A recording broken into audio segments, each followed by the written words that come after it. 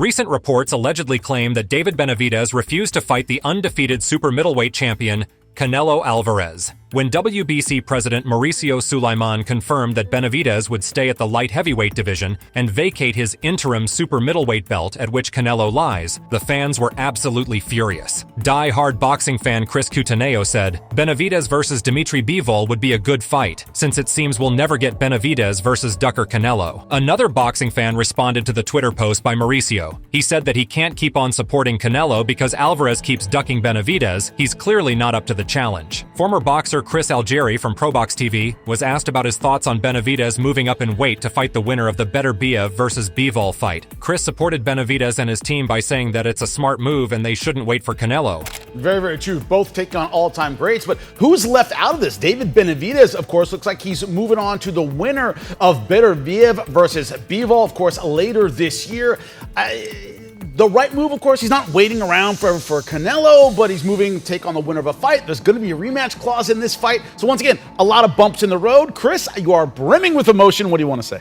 Listen, I love the way David Benavidez and his team are moving. They're masters of their own fate. They're not waiting around for Canelo. Algieri further commented on David's bold move to stay at light heavyweight 175-pound weight class. He said that it's the right thing to do, and David is the person who has the right mindset of a fighter. Chris claimed that David has the right answers to every interview that they have had with him. Benavidez just wants to fight, and he doesn't care about the money, he just wants to prove himself in the ring. Benavidez claimed that he wants all the smoke, so his name can be remembered in history, and that is the quality of a young champion. Chris Algieri further commented that Benavidez is making power moves. Algieri seemed skeptical at whether staying at the current weight class would be a smart choice to make for Benavidez. Chris added, "Is it going to be the right move? I don't know, like you said. All those moving parts, the rematch clauses, the injuries, the older fighters. Benavidez sometimes can't even make it to fight. Sometimes he might be left out in the cold." David Benavidez has been chasing Canelo Alvarez for some years now. The former two-time super middleweight champion, Benavidez fought his way into the mandatory position for Alvarez, who has held all 4 belts in the division since 2021. David, despite waiting at Canelo's weight class for many years, the superstar Alvarez refused to have any talks to make the fight happen, and instead moved on to fight Edgar Berlanga. Chris Algieri wasn't surprised at all that Canelo has taken the Edgar Berlanga route rather than Chris Eubank Jr. or Benavidez as originally anticipated. Chris Algieri in studio, joining us via Zoom. Of course, Paulie Malignaggi. You got 2 champs who can break it down. You know what makes my job super easy? Getting you guys on a rant about Canelo Alvarez. First off, let's talk about the opposition. Look, when you look at Edgar Berlanga, he is the mandatory. He is undefeated. There are certain things working in his favor. But Chris, how surprised are you that this is a selection over? We thought it would be Chris Eubank Jr. for a variety of reasons. What's your thoughts? I'm not that surprised. I mean, yes, I thought it was going to be Chris Eubank too, but Berlanga has been a name that's been floating around the Canelo sweepstakes for quite some time. Reports allegedly claimed that Canelo Alvarez would be fighting Chris Eubank Jr. on Mexican Independence Day this year, but the reigning champion was not interested in bringing Eubank in the States, since that was a matchup the Mexican fans were not interested in. Moreover, the UFC had their own set of competitions being held on Mexican Independence Day, which would hurt the ticket sales. Canelo made a bold move by accepting to fight Edgar Berlanga in September this year. Chris Algieri is surprised to see the drama that took place with Eubank's name mentioned with Canelo and then suddenly replaced by Edgar Berlanga. David Benavidez promoter claimed that they will be taking the winner of the Beterbiev Bivol fight next year on Canelo Alvarez's Cinco de Mayo date in May 2025, which seems to be a really cunning move by David's team. They are aiming to go head-to-head with Canelo. Boxing enthusiasts were confused at Benavidez fighting on the same date as Canelo, so one fan posted, "So instead of fighting Canelo, he wants to fight on a day when Canelo wants to fight? Make it make sense." Another boxing enthusiast tried to make sense of the horrible mix-up by saying, "Benavidez is likely looking at another year of waiting to fight for the title. We're likely going to see a Bivol versus Beterbiev rematch after they meet, which will benefit Benavidez because it will give him another fight to get used to the weight. Hopefully, he finally gets his shot at another title." Furthermore, Paulie Malignaggi was asked if Benavidez could be given the chance to fight Canelo sometime next year after he fights the winner of the Beterbiev Bivol fight. Paulie explained that there may be rematch clauses in the fight and other hidden agreements. Yeah. And look at this promotionally, Paulie. Mauricio Sulaiman saying he gets the winner of Bivol versus Beterbiev. There's got to be a rematch clause in that fight. Would you trust a word that Sulaiman says after, in your words, protecting Canelo for 2 years? What's your thought on Benavidez kind of taking the word that I'll get this big fight some point probably early next year? Yeah, I'm not really quite sure. Because you make a good point, Jimmy. You have to see how that fight goes. There may be a rematch, or maybe a demand for a rematch. Could be an injury. Yeah, anything. Could be an injury, could be a lot of things. I'll tell you what, I like the way Benavidez is moving in that he's chasing the world championship, right? So if you're not going to get the deserved world title shot at 168. Paulie Malignaggi said that if David Benavidez stayed at 168 and fought Morrell, he may win or lose. Depending on the outcome of that fight, he may still not get the chance to fight Canelo. Paulie completely violated Canelo Alvarez by saying that he's the biggest duck in the history of boxing. You will not find a bigger duck than Canelo Alvarez because he's been avoiding the top contenders all this time. If someone were to take a microscope and find ducks in boxing history, they will not find anyone greater than Canelo. Malignaggi further commented that if David fights Morrell, then it's not a world title shot, so he may not get the recognition he deserves. And to top it off, the fight with Morrell would be a really tough fight for Benavidez. Paulie further explained the irony behind Canelo ducking Benavidez. Morrell's not going to be able to get a title shot at 68 either because once Canelo is done ducking Benavidez, he's still going to have Morrell around, who's going to be your top contender, and he's not going to fight him either. So, you know he's going to be in the same predicament, unfortunately. So this guy's going to go down in history as the top two biggest ducks in the history of boxing as a champion. Malignaggi further commented that it would have been better for Canelo to vacate the titles because it would have been much less embarrassing. Many champions in the past have vacated titles before, and there's nothing wrong with that. Chris Algieri interrupted Paulie on his remarks of Canelo going down in the history books as the biggest duck. He pointed out that the hardcore boxing fans would know that Canelo avoided a fight with two guys in his division, but that will not be written in the history books. Moreover, Paulie said that when you look at a boxer's career, then it makes you wonder who that boxer defended titles against, and then people will know what actually happened. Paulie painfully admitted that we are in an era where fighters are avoiding fights more than ever. Additionally, Chris pointed out that James Lights Out Tony was interviewed about the comparison of boxers in this generation and the previous generation, where he said that his generation was way better because everybody fought everybody. Right now, the irony is that fighters can avoid each other for years at a time and don't ever have to fight each other. In addition, Paulie gave the example of Riddick Bowe when he ducked Lennox Lewis. You could do what Riddick Bowe did, that was a big duck too with Lennox Lewis, where you put the belt in the garbage can. But at least Lennox then, the weight class was able to move. Lennox picked up the world title, you know there was a demand for that, well he gave up the belt. Malignaggi additionally commented that the weight class ended up moving,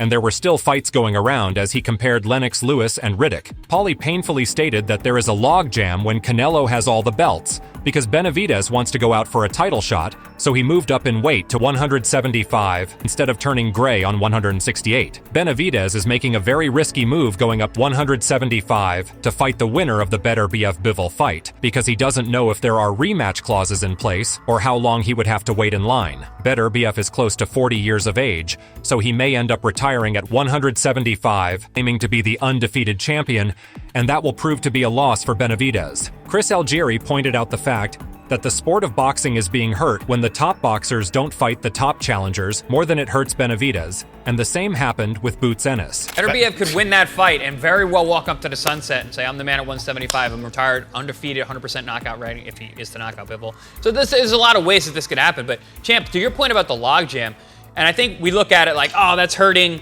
Benavidez. It's hurting the sport.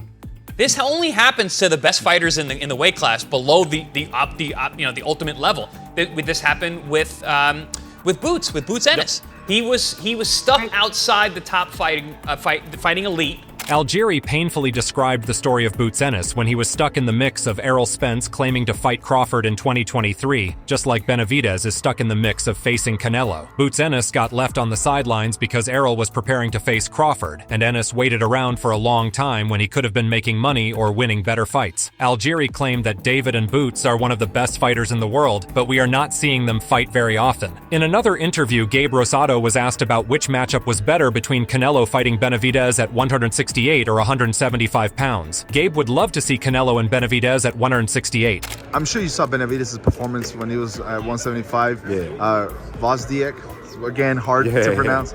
So if you saw Benavidez perform at 175, and we've seen Canelo lately at 168, obviously we're showing a little bit of wear and tear. It's normal.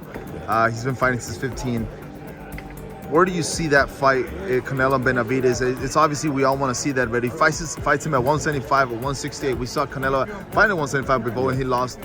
What is the better matchup in what weight class?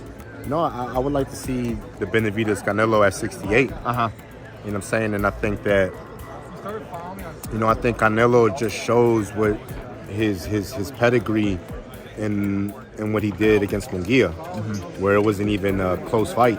Rosado commented on the Canelo-Benavidez matchup. He said that Benavidez is the bigger guy, but Canelo is the veteran and he's clearly more experienced. Gabe does not believe that Canelo is ducking Benavidez. Rather, it's more of a business thing. Gabe further added that when Canelo was climbing the top, he was competing for becoming a world champion, and now that he's on the top, his goal is to maximize the money. Rosado gave the example of Floyd Mayweather as he compared both Canelo and Mayweather's career. Gabe complimented Canelo's achievements by saying, if he retires right now, he's a Hall of Famer. I think it's more about the business side. That's why that fight maybe isn't happening, because he's like, all right, you all want that fight, but that's going to cost you all. Gabe Rosado does not believe that Benavidez is too big or too dangerous for Canelo, so he concluded by saying that it's all about the business. Canelo is going insane by requesting Turki Al-Sheikh to give him $200 million to fight Benavidez, and Gabe thinks that it's a crazy request, but likewise, the pay-per-view numbers are going to be insane as well. Rosado added sarcastic remarks by saying that you could sell out an entire soccer stadium with the Canelo-David fight. This intense matchup would do pay-per-view numbers in the millions, and the cost of the pay-per-view would be exceedingly high as well. On the other end, former professional boxer Antonio Tarver was asked if Canelo's legacy could be hurt if he avoids Benavidez and goes on to fight Edgar Berlanga. Antonio responded the same as Paulie, that Canelo is on the business side of things. Switching gears a little bit, Canelo's been rumored to possibly be fighting Chris Eubank. It could happen in the UK, they're saying. Berlanga's in the pot. If he takes either of those fights and he doesn't fight Benavidez, do you think he's hurting his legacy in any way? I wouldn't say hurting his legacy right now. You know, we got to understand Canelo is on the business side of the game.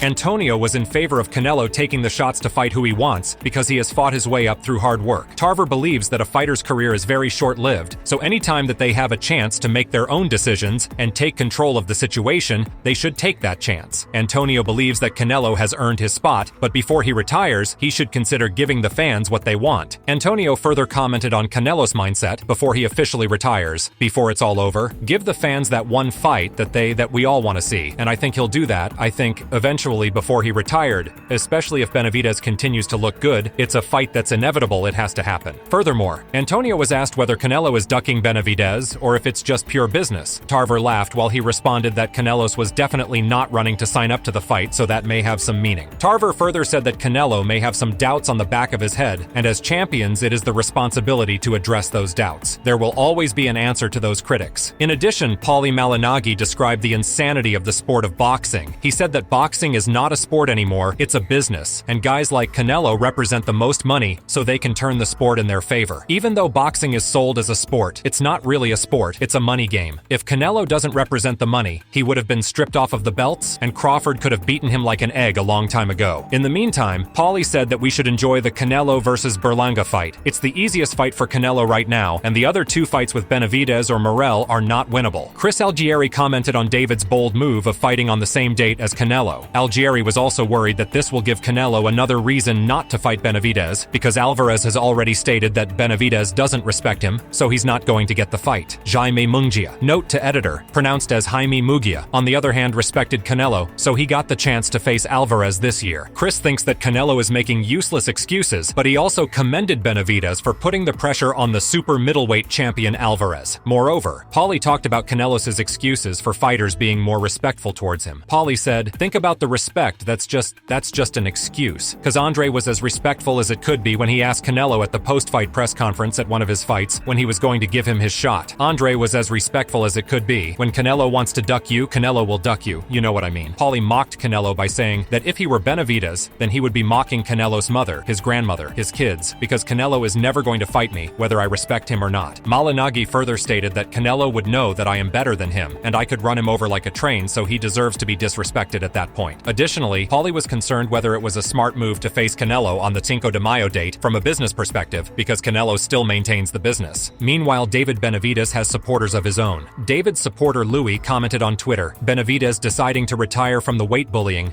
and go after the guys his size is something I can respect. This is a part of his career that I can come to support. Everything prior was always hyped to me. Dude looked good against smaller competition because he was supposed to. I don't believe he's a monster at 175, but I'm definitely interested in finding out now. now. Another supporter commented in favor of Benavidez as he said that Canelo has been ducking Benavidez for 3 years and he would just be going in circles. Bivol already claimed that he would be fighting David if he wins. Jean-Philippe, however, said that Bivol is going to knock Benavidez back into the super middleweight division, and it seems as though Canelo won the duck. Will David Benavidez ever be fighting Canelo? What are your thoughts on this? Let us know in the comments below, and as always, subscribe for more content like this.